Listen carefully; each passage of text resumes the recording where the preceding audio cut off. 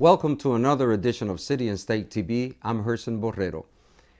Andrew Cuomo has got to be the most spoken about politician, I think, in the United States, except for Barack Obama, Hillary Rodham Clinton, and a few others. But really, in New York State, there is no other elected official. He is the state government. He is the person that I think controls democratic politics in terms of the party and really controls the legislature in New York State and is trying to control the entire political process. I'm here with Wayne Barrett. And I'm trying to get in as much as I can say because there's no other reporter that I know of, investigative or political reporter, that really knows more about Andrew Cuomo than my guest here today. An esteemed colleague, a person I respect, that I consider him to be a brother from another mother. And Wayne, can you explain to us what is this person, this young person, this political American icon, really at this point, so young with so much potential, and how complex he is? Because you've written about him. You've done a biography on Donald Trump. You've written about Rudy Giuliani. Is he as interesting enough, complex enough as these characters? And I put him in the same category in terms of the political people. I'm saying all of that because it's like we're trying to figure this out, political reporters. We try to figure them out at the convention. Is there a future president from New York State in the person of Andrew Cuomo? All of that so we can bring it to today's, the convention was a week ago. What are we missing in Andrew Cuomo in telling the story? I've known him since he was in his early 20s. Of course, I covered his father, and so in talking about understanding Andrew, let me do a little comparison with the father because it kind of underlines Andrew's personality, you know. Mario is very contemplative, intellectual, a real legal mind, and not much of a man of action. Andrew's much more of a man of action and is got a great strategic mind, a great tactical mind, has very little patience with intellectual exercise. You know, neither of them ever leaves the state, you know, when they're governor. They're very unusual governors. Here's a guy with national ambitions. Both of them were big players on the national scene who never left the state. But Mario never left a mansion, you know. I mean, he rarely left Albany, whereas Andrew was all over the state, and Andrew is certainly a man who has an agenda, much more so than his father. And I think already in 4 years, his father was governor for 12, has achieved more in that single term if you compare and stack the two records. And, you know, the relationship between the two is this complex thing that you're talking about, because, I mean, there's an extraordinary bond there. But at the same time, Mario is so misunderstood by the current liberal commentators as if he was a great liberal. He was a great liberal speaker. You know, he gave great liberal speeches. But I wrote during the time that he was governor that if he died, they were going to name a prison after him. You know, because he opened more cells in this state than any governor in its history. He built more prisons. Andrew's shutting them down.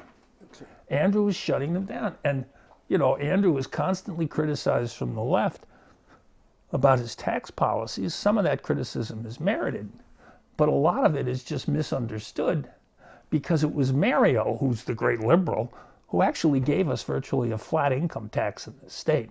Mario did reductions in taxes and reduced the number of brackets at the top for the richest people dramatically. Andrew has raised taxation on the richest people in the state, has introduced 2 new brackets, and he actually reversed many of his father's policies. And is that as a result, when you get to the specifics in terms of policies as governor, he was a young Andrew Cuomo at the point, and who was running the political operations of his father. Did he learn from that, or is it just that he wants to place a difference between Cuomo Papa and Cuomo the son? What's amazing is that the father himself recognized this difference. Okay, because he was running his father's campaigns when he was 24 years old. And why was he doing that? Was it a case of nepotism? You don't engage in nepotism before you get elected. Like that. And in fact, Andrew was a special advisor to the governor and didn't take a dime when he was doing it. So it wasn't the classic case of nepotism. What the governor himself recognized was what I just said, which is that the father recognized that the son had a greater tactical mind, even at the early age of 24, than he did himself. But at that point, there was a young Andrew Cuomo. You and I have spoken about the young Andrew Cuomo who was more interested in cars, who was more interested in doing things that he had a tow truck that he handled, picking up trucks, cars that were. He has a mind. He likes bikes, motorbikes. He has a tremendous mechanical mind. He can fix anything. I've covered a lot of politicians in my life. The politicians are a lot like me. They can't fix anything. Andrew can fix and make anything work. He loves understanding the engine, and when he was a teenager, he had a tow truck. He worked for a garage. He had a tow truck that he patrolled the Grand Central Parkway, picking up broken down cars. And so this is a man who actually got his hands dirty. Yeah. Who knows what it is to be the common person. When he goes to a disaster like after Hurricane Irene, remember he went upstate all through the communities that had been devastated, and he spends the whole day working. It's not a photo op. He's up there doing practical things that help people in these dire circumstances. Many witnesses to this. He is a very practical person. I said to him once, I said, Andrew, he's a lawyer too. When he was Attorney General, I said to him one day, I said, Andrew, have you ever written a brief? Stone silence at the other end of the phone. I said, well, Andrew, have you ever read one? Because his father he would sit in that office. He almost never left his office up in the Capitol, and he would sit in that office just reading and studying. He was a man of great intellectual capacity.